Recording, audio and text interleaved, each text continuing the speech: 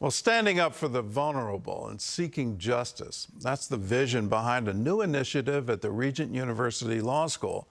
The Singer Center for Advocacy is named after Randy Singer, longtime friend of Regent University and a highly regarded attorney. The center will focus on teaching law students that being an attorney is a sacred calling. The Singer Center for Advocacy is going to take our existing programs, our work, bring resources, new coaches, and more classes so we can train advocates who will go out, be public servants in government, trial lawyers, appellate advocates, advocates all over the country speaking up for those who need a voice. The new center will be housed in Regent's Robertson Hall, with the primary goal of teaching law students the importance and even sacredness of being an advocate. As lawyers, we are advocates. We have the privilege of speaking up for another, for being a voice for those who don't have a voice. And of course, for Christian lawyers, advocacy takes a really deep meaning because Christ is our advocate. The center is named after attorney, author, and pastor Randy Singer. He's an incredible man of God, first and foremost, committed to Christ above all else. He's a lawyer running one of the most successful law firms in Virginia, a pastor of Trinity Church, which is preaching the gospel, campuses all over Hampton Roads. He embodies really what we are trying to do in training up Christian lawyers who are going to change the world. Walton says he's personally thrilled to launch the center. Randy poured into my life when I was a student at Regent Law. He took me out to lunch. He didn't really know me. He gave me a vision for what it looks like to be a Christian lawyer. I want our students to be able to aspire to be the type of lawyer that Randy Singer is, the type of the man of God, the Christian that he is in all walks of life, excellent, but committed to Christ, walking in humility. Well, Randy Singer is here with us now, so I've got to get right into it. A lot of lawyers don't view it this way, but how is being a lawyer a sacred calling? Well, I'm a pastor as well as a lawyer, and so I tell people my calling as a lawyer is just as sacred as my calling as a pastor. We get to meet people at the worst moment in their life, and we get to pour into their life and minister to them. And lawyers used to be called counselors at law. Yeah. But we've given up that piece of it. A lot of lawyers have, and we're just, we're billable hours at law. And I want to call people back to ministering to clients in a holistic way, and that includes spiritually. And some of my clients, some of the greatest moments I've had as a trial lawyer is when my clients have spiritually committed their life to Christ as a result of just being in their life when they needed an advocate. For a lot of people, hearing it being a sacred calling, they're thinking of sort of that public advocacy to Right. take cases that the client cannot pay that billable hour, Right. or take on cases that really go to the heart of what is justice, not just in America but around the world. How do you differentiate those? Well, it's not either or, it's both and. So Christ is our advocate, and he paid a price we couldn't pay. So there is this role for pro bono work, for helping clients who are voiceless, who can't afford to pay our bills, just stepping in and bringing them justice. But it's more than that. If we see it that way, we compartmentalize it to, well, I'm doing some pro bono work, but the rest of my time over here, it's a business, I'm trying to make money. But that's not the way we see it. Justice is one of the foundations of God's character.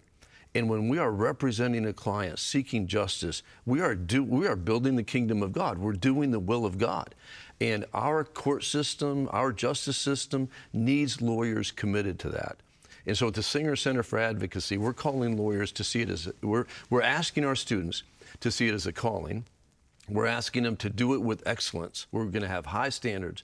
But we're also asking them to sacrifice on behalf of their clients, because advocacy involves sacrifice. And without Christ's sacrifice, there wouldn't have been the advocacy we needed to be, forgiven for our sins. And we want to model our advocacy after the advocacy of Christ.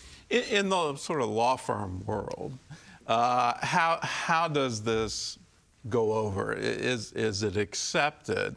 I know some law firms have that pro bono piece, but Right. it's sort of, okay, you're going to do this in your spare time, Right. and you got to check the box. Yeah. Because the Bar Association's looking at you, checking the box. That's right. But is this sort of all in, I am a representative of God. I'm seeking justice because He is a just God.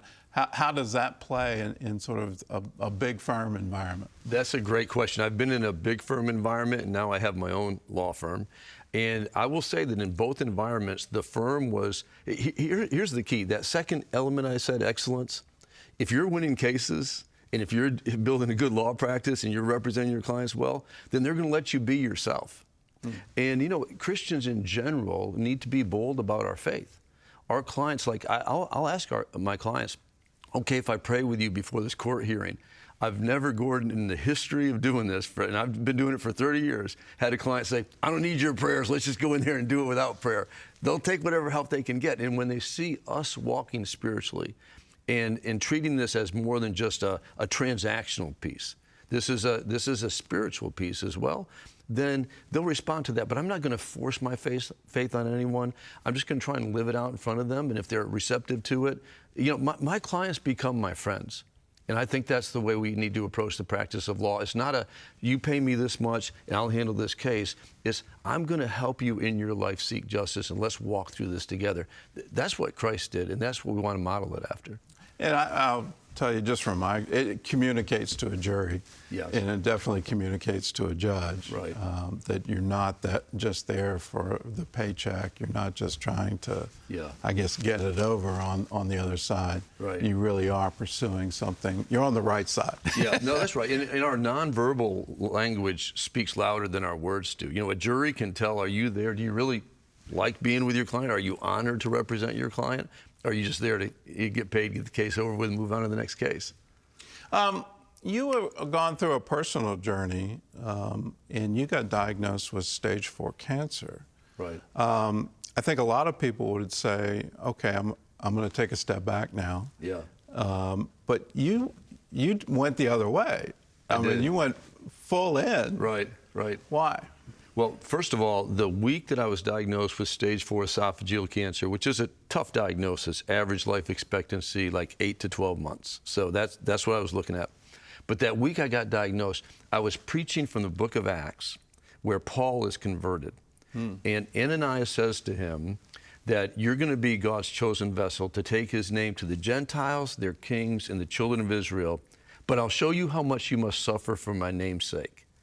Now, when I read that verse and I'm waiting to see what the scans are going to show, I'm like, this is not good news. That means I'm gonna have to go through some things, right? You got a couple of shipwrecks coming your way. Exactly, and beatings and all that stuff. But I also knew that at the end of the book of Acts, Paul's still alive in Rome, and he's being used by God as a vessel to share the gospel.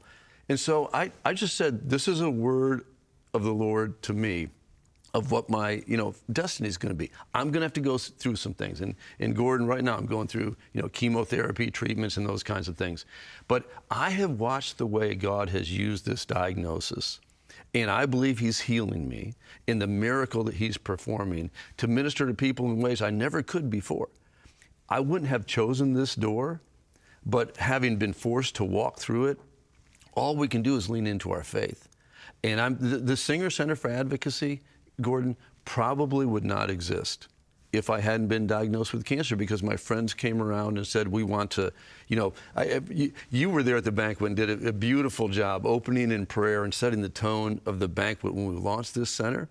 But one of the things I said in my speech, the first thing I said is, I'm still here. I'm not dead, right? I can hear you guys. I'm still in the room. Right, I'm still in the room. Because usually you name something after somebody's passed on. But no, I'm going to be around for a while. I'm going to come back and ask you for more money 5 years from now.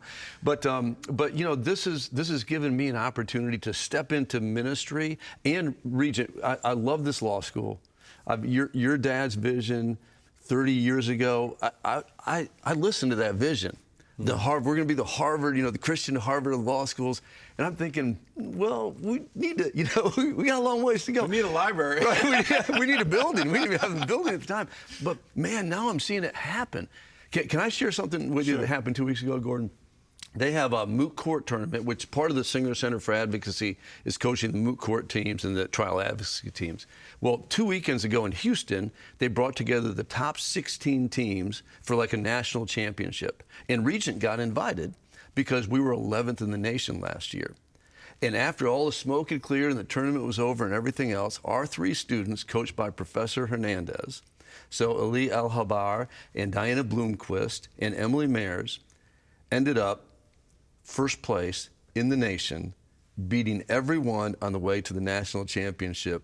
That's what's happening at Regent Law School. I just got back from a tournament at Wake Forest Regional in the trial advocacy part of it, and we made the semifinals and lost by 1 ballot in going to the finals. So in our Southeast region. So God is doing some things. He's brought special students to Regent, and it is my honor and privilege to get to mentor them. And they're going out and changing the world. Absolutely. Back to your health. I heard that you are getting better, that the scans are Right. showing marked improvement. Right. Then, is the prognosis changing?